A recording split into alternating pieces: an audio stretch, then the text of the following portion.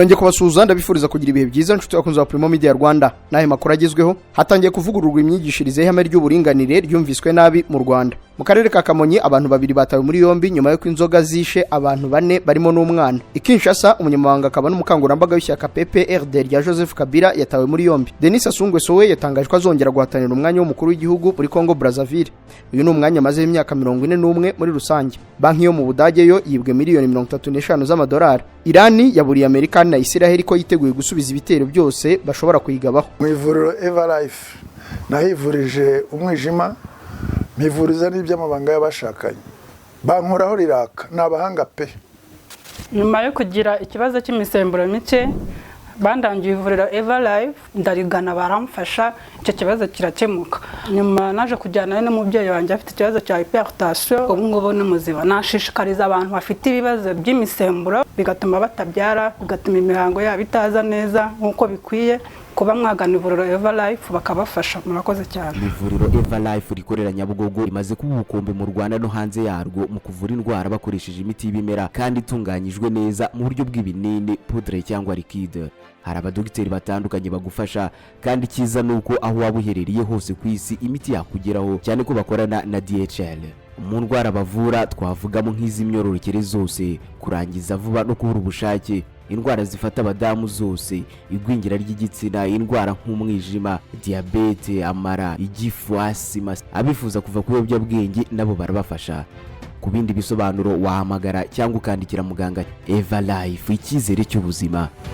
Kubera ko ukigorwa no gukodesha inzu, wibwira ko abafite inzu bose babayeho mu munezero udashira. Yego hari abishimye pe, ariko hari n'abandi batari na bake bari mu marira kubera ko bubakiwe nabi nyamara baratanze za miliyoni nyinshi. Ikibazo bagize ntabwo ari umwaku, n'uguhitamo nabi ububakira. Nyamara iyo baza guhitamo Mess Limited, ubu baba bari mu munezero nk'abandi. Mess Limited ni sosiyete y'inzobere mu bwubatsi n'ibijyanye nabwo byose. Bakora design, bagakurikirana imishinga y'ubwubatsi, bakubaka, bagakora finissage, bagatunganya imbere mu nzu n'ibindi byose bigendanye n'ubwubatsi. Ntabwo abubaka bose ari abanyamwuga, bake cyane muri bo barimo Mess Limited nibo babikora vuba mu bunyangamugayo bwinshi kandi bakabikorera hose mu gihugu, haba mu mujyi wa Kigali no mu turere. Muri Mess Limited ntabwo ari twe twavumbuye ubwubatsi, ariko nta ubona inzu nziza atatunyuzeho. Wowe utubwira igitekerezo cy'inzu ufite, tukagufasha kuyishushanya no kuyubaka. Igitekerezo cyawe tugiye isuri kunogeye. Mess Limited ikorera ku Muhima hafi n'inyubako ya Sofaru, mu nyubako Davis ikoreramo, ni muri etage ya mbere. Duhamagare cyangwa utwandikire kuri 07 27 73 0860. Wanasura urubuga rwacu rwa internet wa@mess.rawa. Ngiyi imwe mu nzira nke zo gutunga inzu nziza mu Rwanda. Ikaze muri aya makuru arambuye duhereye ku hantu 8 hari buturikirizwe fireworks hasozwa umwaka mu mujyi wa Kigali. Ubuyobozi bw'umujyi wa Kigali bwatangaje ko hari uduce 8 turarasirwamo ibishashi cyangwa fireworks hasozwa umwaka no kwinjira mu 2026.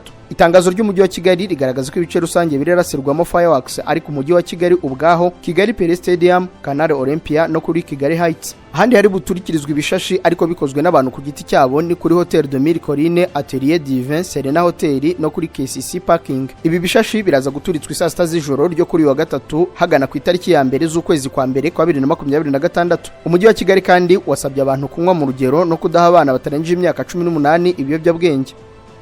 Stella Rusine yahererekanyije ububasha na Kampeta Sayinzoga yasimbuye ku buyobozi bwa BRD. Stella Rusine Nteziryayo yahererekanyije ububasha na Kampeta Pichette Sayinzoga yasimbuye ku mwanya w'umuyobozi mukuru wa Banki y'Amajyambere y'u Rwanda BRD. Kampeta yaromaze imyaka 6 ayobora iyi banki yayisize igeze ku mutungo wa miliyari 1000 muri uyu mwaka wa 2025 uvuye kuri miliyari 157 wariho mu 2019. Nteziryayo hawe inshingano zo kuyiyobora, afite ubunararibonye mu bijyanye n'imicungire n'imikorere y'ibigo by'imari, kugenzura inguzanyo no kubaka ubukungu buhamye utajegajega bw'inzego. Yakoze muri Minisiteri y'Imari n'Igenamigambi nk'umuyobozi mukuru ushinzwe ubukungu, aho yagize uruhare mu gushyiraho ingamba zigamije iterambere ry'ubukungu bw'u Rwanda mu gihe gito n'igihe kirambye. BRD yashinzwe mu 1967 itera inkunga imishinga igamije gufasha u Rwanda mu rugendo rwo kwiteza imbere mu ngeri zirimo ibitunganyirizwa mu nganda, ibikorwa remezo, ubuhinzi, ingufu, inzu ziciriritse, ubukungu burengera ibidukikije no kongera ibyoherezwa mu mahanga.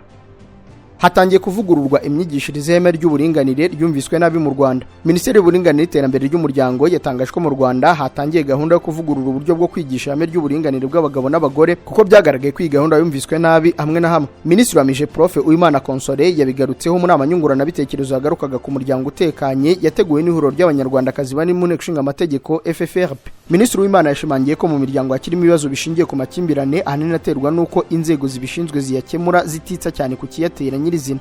Ati ni gahunda yatangiye mu 2017 ariko urebye usanga dukemura aho twabonye byacanye maremare, ariko kuko havuzwe iki tugahita dushyira mu bikorwa tutabanje gusesengura ngo turebe ikibazo uko gihagaze. Ushobora kumara imyaka 10 ariko wasubira inyuma ugasanga ntacyo wakoze kubera ko ntabwo uzi uko watangiye. Yaboneyeho kugaragaza ko mu ngamba zashyizweho zigamije gukumira ibibazo biterwa no kumva nabo uburinganire bw'abagabo n'abagore ubu hatangiye kuvugururwa uburyo bwo kwigisha ibijyanye n'ubwo buringanire.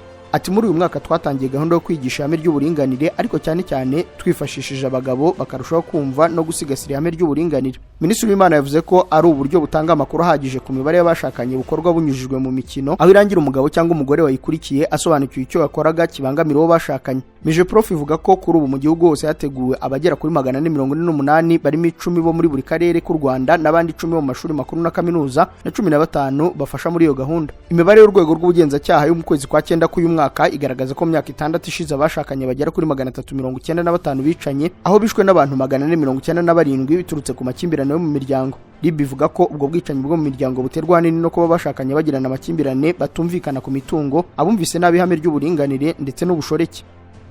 Naho Depite Kanamugire we yanenze abakobwa bato bikundisha ku basaza kubera amaramuko. Depite Kanamugire James yagaragaje ko urubyiruko rwo muri iki gihe rushaka kubaho ubuzima bworoshye ari nabyo bituma usanga abakobwa bakiri bato bikundisha ku basaza bakuze kubera ibyo bagamije kubakuramo. Yabigarutseho mu biganiro nyunguranabitekerezo ku muryango n'imyitwarire y'urubyiruko ruzavamo abayobozi b'ejo b'u Rwanda byateguwe n'ihuriro ry'abagore baba mu nteko ishinga amategeko, aho yavuze ko urubyiruko rufite amahirwe menshi ariko ko byatumye benshi bashaka kubaho ubuzima bworoshye. Yavuze ko uretse kubaho mu buzima bworoshye usanga ari n'abata indangagaciro ari naho abakobwa bakiri bato bahitamo kwikundisha ku basaza bakuze kubera ibyo babakuramo.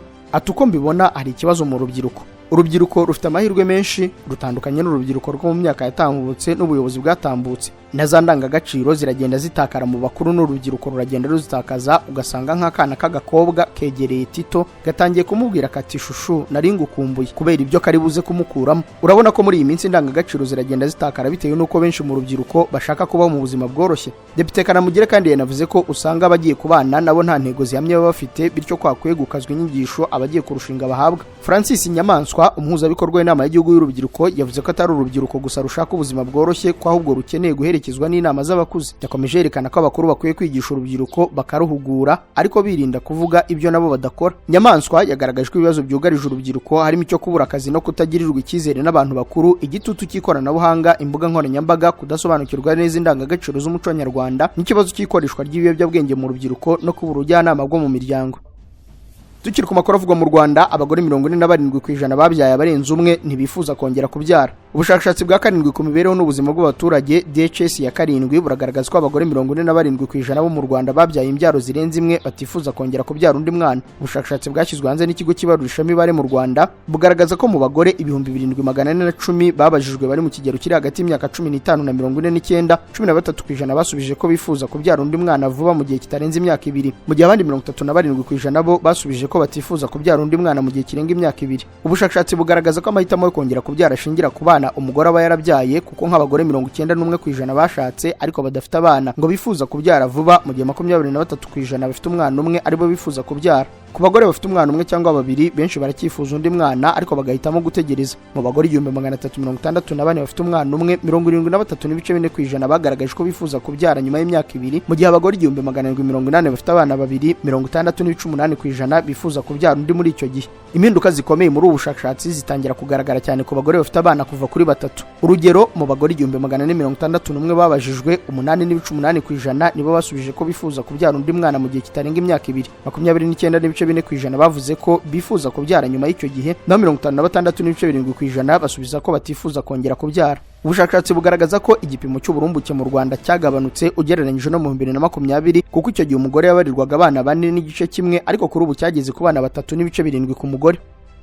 Abahoze mu mitwe irwanya u Rwanda barishimira gusoza umwaka nta sasu bumva. abahoze ari abarwanyi b'imitwe yitwaje intwaro ya FDLR na Wazalendo baragaragaza ibyishimo n'ishimwe rikomeye rishingiye ku mutekano n'amahoro bafite mu Rwanda, aho bavuga ko bagiye gusoza umwaka wa 2025 bagatangira 2026 batekanye, nta sasu na rimwe bumva, baryama bagasinzira mu mutuzo. Bavuga ko ari ibintu batigeze babona mu myaka ikabakaba 30 bamaze mu mashyamba ya Repubulika ya Demokarasi ya Kongo, no kuba umwaka ushize batarabonye ubwicanyi, ubusahuzi cyangwa urugomo byahoze bibaranga mu mitwe yitwaje intwaro, ahubwo bakabona iterambere n'ubuyobozi bubitaho. Bashimira intambwe leta y'u Rwanda imaze kugeraho mu kubagezaho umutekano, kubafasha kwisubiza mu buzima busanzwe no kubafasha kwiteza imbere. Lieutenant Colonel Mpakaniye Emery w'imyaka 51 wahonze u Rwanda mu 1994 ari ku ipeti rya sergent, numwe mu bahoze mu mutwe w'iterabwoba wa FDLR, yagaragaje ko ubuzima yabayemo mu mashyamba ya Kongo bwari bushingiye ku bwoba n'urugomo rwa buri munsi. Ati mu mashyamba nta mutekano wabagaho, buri wese yabagaho atinya urupfu. Ubwicanyi bwakorwaga n'abaturage, gusahura no kwicana byari nk'ibintu bisanzwe, ariko kuri ubu ikinshimisha nuko nta sasu, nta muntu uhohotera undi mu Rwanda.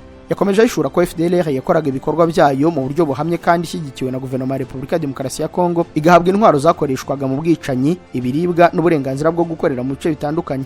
Avuga ko kugaruka mu Rwanda byamuhaye ihumure, aho yabonye amahoro n'ubuyobozi bumufasha kongera kwiyubaka, aho buri muntu wese afite uburenganzira bwe. Ibyo bihuriyeho na Uwajeneza Rebeka, umugore imyaka 21 ukomoka mu murenge wa Busasamana mu karere ka Rubavu, ahoze mu mutwe w'inyeshyamba wa Wazalendo, wagaragaza agahinda k'imyaka yamaze mu mashyamba ya Kongo, aho yinjiye afite imyaka 15 gusa. Ati ninjiye muri Wazalendo nkiri umwana, nashutswe n'ibinyoma, nabayemo ubuzima bugoye burimo inzara, ihohoterwa n'ubugizi bwa nabi, ariko ikibabaje nuko natojwe kwica, kugeza ubwo kwica byari ibintu bisanzwe twari twarabimenyereye, ariko hano mu Rwanda ndangije umwaka ibintu nk'ibyo nabibona. Avuga ko yicuza cyane ibikorwa by'urugomo yakoze atabishaka, agashimira leta y'u Rwanda yamwakiriye ikamufasha gusubira mu buzima busanzwe. Aba bahoze ari abarwanyi bavuga ko kurangiza umwaka wa 2025 no gutangira 2026 mu mahoro ari igihamya cy'uko u Rwanda ari igihugu gifite umutekano usesuye, cyita ku baturage bacyo ndetse n'ubumwe n'ubwiyunge byamaze kugerwaho. Bashimira leta y'u Rwanda ku bufasha bagezaho mu bijyanye n'iterambere, ubuzima n'imibereho myiza, bakavuga ko biyemeje kuba intangarugero mu kubaka igihugu no gusangiza abandi ubutumwa bw'amahoro.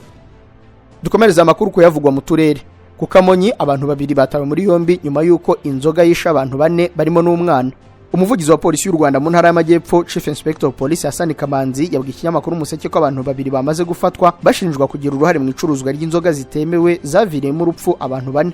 Ati nibyo koko Ribu yatangiye gukurikirana umugabo n'umugore kugira ngo harebwe uruhare rwabo mu rupfu rw'abo bantu. CIP Hassan avuga ko hari abandi bantu babiri bari mu bitaro, bakaba bari mu mubare w'abanyoye iriya nzoga. Abafashwe bombi bafungiye kuri station ya polisi iherereye mu murenge wa Rukoma mu giperereza kuri iki cyaha ryatangiye. Ku munsi w'ejo nibwo twari twabagije inkuru ivuga urupfu rw'abantu 4 rwabereye mu mudugudu wa Gahungeri mu kagari ka Gisheshe mu murenge wa Rukoma y'akarere ka Kamonyi. Aba bantu bose uko ari 4 bapfuye mu minsi 2, kuko kuva ku itariki ya 29 z'uku kwezi saa 6 z'amanywa aribwo witwa Kagaba Eric ari nawe wari wenze iyi nzoga yahise apfa. Uwa kabiri wari wasangiye inzoga na Kagaba yaje gupfa saa 11 z'umugoroba zo kuri iyo tariki. Uwa gatatu yaje gupfa mu gitondo cyo kuwa kabiri, mu gihe wa kane umwana mutoya wari waje gusura nyirakuru abo bagabo bakamusomya ku nzoga nawe yaje gupfa.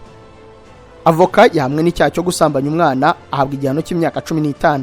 Urukiko rwisumbuye rwa Manga rwakatiye umunyamategeko ushinjwa gusambanya umwana w'umukobwa igifungo cy'imyaka 15. Urukiko rwemeje ko ikirego cy'ubushinjacyaha gifite ishingiro, rwemeza ko ikirego cy'indishyi cy'uwakorewe icyaha nacyo gifite ishingiro. Rwemeje kandi ko Maître Kanani Boniface hamwe n'icyaha cyo gusambanya umwana. Urukiko rwemeje ko Mizero Violeta hamwe n'icyaha cyo kubikitso ku cyaha cyo gusambanya umwana. Icyemezo cy'urukiko kivuga ko ruhanishije Maître Kanani Boniface igifungo cy'imyaka 15, ruhanishije kandi Mizero Violeta igifungo cy'imyaka 5. Urukiko rwase rutegeka Maître Kanani Boniface guho yakoreye icyaha indishyi zingana na miliyoni 1 y'amafaranga y'u Rwanda. Mu iburanisha ry'ubushize Maître Kanani Boniface yaburanye ahakana icyaha aregwa.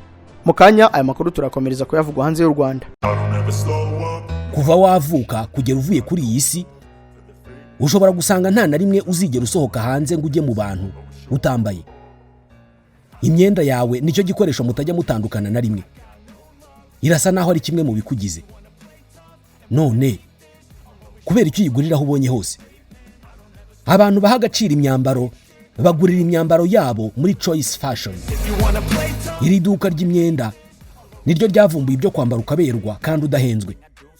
Amakostume meza ava muri Turukiye, inkweto nziza wambara muri office ziri mu moko atandukanye, amapantaro y'abagabo meza harimo jeans, cotton ndetse na matisi, amakoti yo kwifubika, imyambaro n'inkweto bya sport, amashati meza yo muri office na casual, imyambaro y'abadamu, inkweto, amasakoshi, amavalize meza, imikandara, cravate, t-shirt nziza n'ibindi byinshi cyane. Choice Fashion iherereye i Remera ku Gisimenti ukiva muri rompo yo kwa Rando werekeza kuri Stade Amahoro. Ni mu nyubako yitwa Ikaze House. hari icyapa kinini kituranga. Winjira muri iyo nyubako ukamanuka esikariye ugahita ubona Choice Fashion imbere yawe. Hamagara 07 88 61 0692 cyangwa 07 88 24 9054. Choice Fashion, igisobanuro cyo kwambara ukaberwa.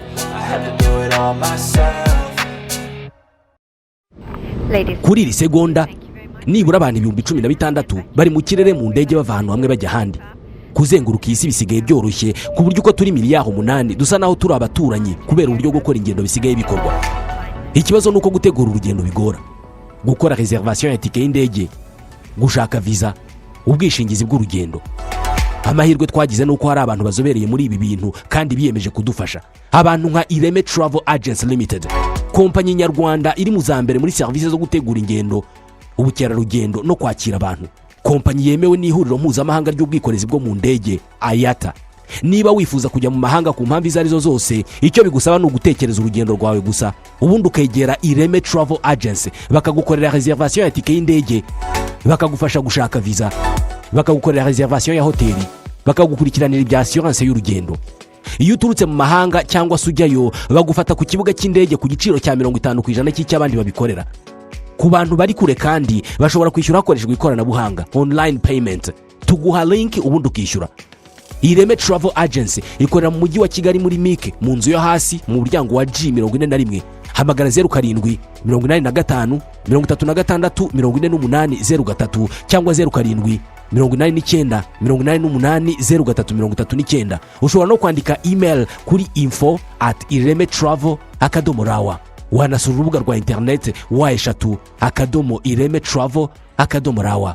Makuru avuga hanze y'u Rwanda Kinshasa, undi muyobozi mu ishyaka PPRD rya Kabila yafunzwe. Dunia Kilanga Nyembo Christian, umunyamabanga akaba n'umukangurambaga w'ishyaka PPRD, yatawe muri yombi ahagana saa 9 n'igice mu ijoro ryakeye afashwe n'abantu bitwaje imbunda batamenyekanye bamusanze mu karere ka Lemba. Nyuma yajyanwe ahantu hatazwi nk'uko amakuru ava ku muryango we agera ku cyamakuru Actualité.cd abivuga. Ubuhamya bwakusanyirijwe we bwatanzwe n'umugore we, abana ndetse n'abandi bagize umuryango bugaragaza ko bahungabanye, bakagaragaza ko yafashwe mu buryo bunyuranyije n'amategeko. Ku gicamunsi cy'ejo kuwa kabiri abarwanashyaka b'abasangira ngendo ba Joseph Kabila bateranye kwa Kilanga bamagana icyo bita ishimutwa ry'umuyobozi wa PPRD, basaba ko yarekurwa bidatinze. Itabwa muri yombi rya Dunia rije rikurikira ry'umunyamabanga w'aho ishyaka PPRD Emmanuel Ramazani Shadali, wigeze kuba kandida perezida mu 2018 wafashwe mu minsi ishize agakurikizwa umuhungu.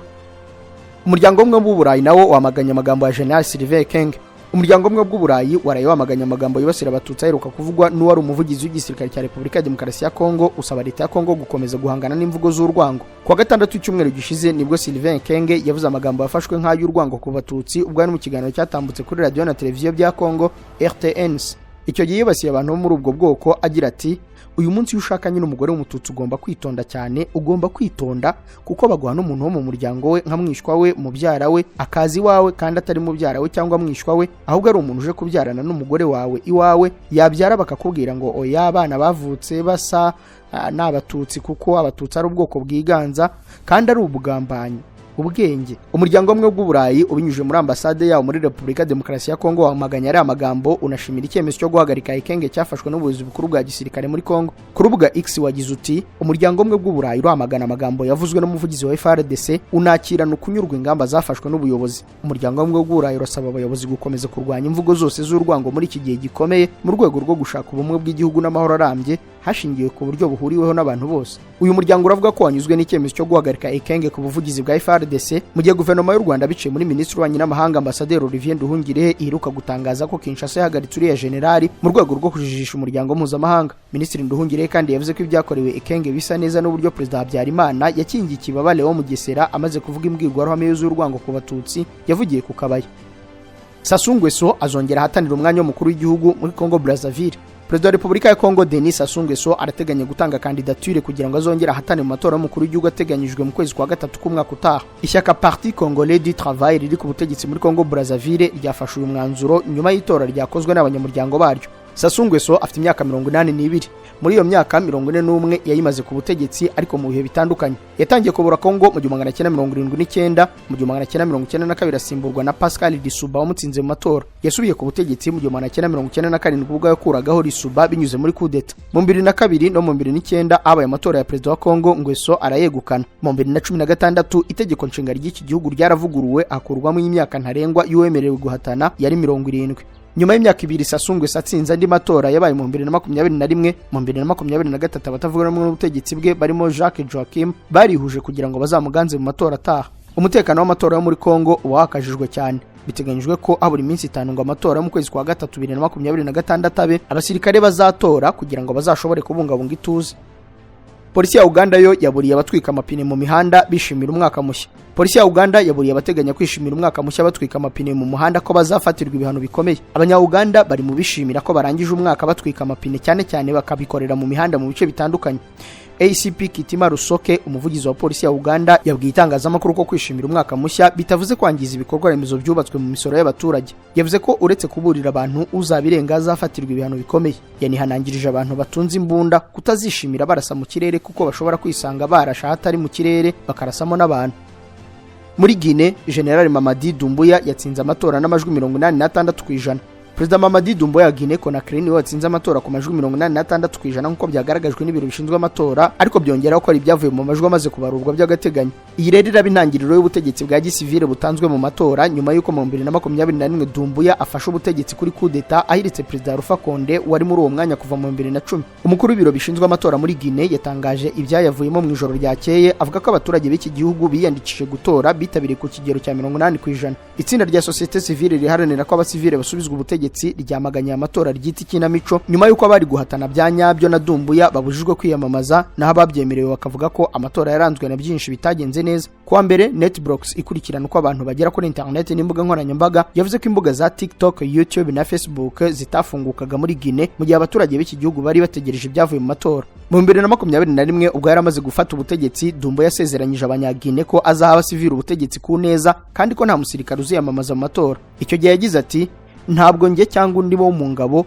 nzaba umukandida ku kintu icyo ari cyo cyose. Nk'abasirikare duha agaciro cyane ijambo ryacu. Imyaka 4 nyuma yaho itegeko nshinga rishya ry'iki gihugu ryashyizweho mu kwezi kwa 9 byemereye abasirikare kwiyamamaza, bituma General Doumbouya wafashe ubutegetsi ari koloneli abikora. Mu gihe Alpha Condé amwe na Cellou Dalein Diallo ukomeye mu batavuga rumwe n'ubutegetsi bari hanze mu buhungiro, byari byitezwe cyane ko Doumbouya atsinda nta guhatana. Iyi nsinzi yatangajwe imuhaye manda y'imyaka 7 yo gutegeka iki gihugu kiri mu bikungahaye cyane ku butare bwa bauxite. Nubwo akunzwe cyane mu rubyiruko, General Doumbouya yakomeje gushinjwa guhonyora ibikorwa by'abatavuga rumwe n'ubutegetsi, guca imyigaragambyo no gutsikamira ubwisanzure bw'itangazamakuru mu nzira igana kuri aya matora. Guinea nicyo gihugu gifite ubutare bwa bauxite bwinshi ku isi kandi kikaba no mu bihugu bifite n'ubwa iron bwinshi. Mu kwezi gushize abategetsi b'iki gihugu bafunguye ikirombe rutura cy'ubutare bwa iron buba bugize 98% mu gukora ibyuma.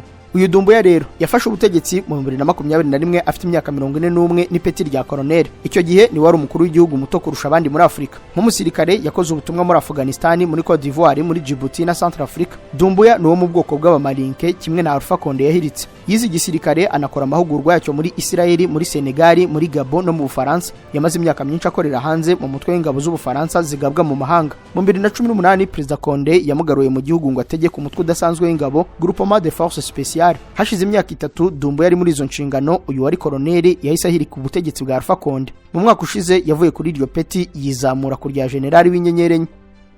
Banki yo mu Budage yo yibwe miliyoni 35 z'amadolari. Polisi yo mu Budage yatangaje ko mu bihe bya Noheli abajura bibye banki yo muri iki gihugu miliyoni 35 z'amadolari angana na 95% by'amafaranga yari abitswe muri iyi banki. Polisi yatangaje ko ibyo bikorwa by'ubujura byabaye hagati mu ijoro ryo ku itariki ya 27 na 28 z'uku kwa 12 kwa 2025, aho bajura baciye muri humye abashinzwe umutekano maze bacukura igikuta kirahabikwa amafaranga. Nyuma yo kwinjira muri ubu bubiko bw'amafaranga, aba bajura bafunguye udusanduku turenga 3,000 bibamo amafaranga yari abitswemo y'abantu barenga 2,700 bo muri uwo mujyi. Polisi yageze kuri iyi banki saa 10 z'igitondo zo ku itariki ya 28 maze isanga nta mafaranga na make asigaye muri iyi banki. Umuvugizi wa polisi yo muri aka gace yatangaje ko abashinzwe iperereza bavuze ko batekereza ko abajura bakoresheje ibikoresho byo mu rwego ruhambaye kugira ngo abacukura hari habitswe ayo mafaranga. Tariki ya 30 z'uku kwezi abakiriya b'iyi banki batangiye kwigaragambya basaba ibisobanuro by'impamvu iyi banki ifunzwe, ariko yo yagaragaje ko byibura 95% by'amafaranga yari abitswe yose yibwe. Amakuru turasoreze kuri Irani yaburiye Amerika na Israel ko yiteguye gusubiza ibitero byose bashobora kuyigabaho. umujyanama w'umuyobozi w'ikirenga wa Iran Ali Shamkhani yavuze ko igihugu cye cyiteguye gusubiza Amerika na Israel ku bitero ibyo ari byo byose ibyo bihugu bishobora kuyigabaho. Ibi yabitangaje nyuma ko Perezida wa Leta Zunze Ubumwe za Amerika Donald Trump aburiye Iran ko Amerika ishobora kongera kuyigabaho ibitero bikomeye mu gihe agerageza kongera gusubukura gahunda yayo yo gukora intwaro za nucleaire. Ibi yabivugiye mu kiganiro yagiranye na Minisitiri w'Intebe wa Israel Benjamin Netanyahu byabereye muri leta ya Florida. Abinyujije ku rubuga X, Ali Shamkhani yahise asubiza aba bayobozi avuga ko Iran ifite ingamba z'ubwirinzi zifite ubushobozi bwo kwirinda ibitero ibyo ari byo byose bishobora kwibasira iki gihugu mbere y'uko biba.